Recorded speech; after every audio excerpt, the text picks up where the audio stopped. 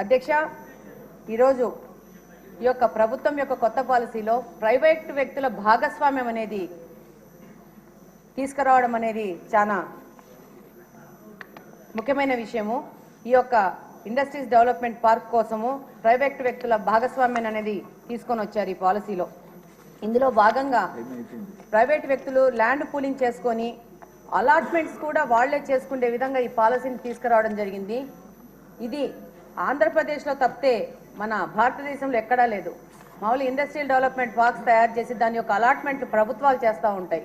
కానీ ఇక్కడ ఒక ప్రత్యేకమైన మార్పును తీసుకొని వచ్చారు మన ముఖ్యమంత్రి గారు, మినిస్టర్ గారు.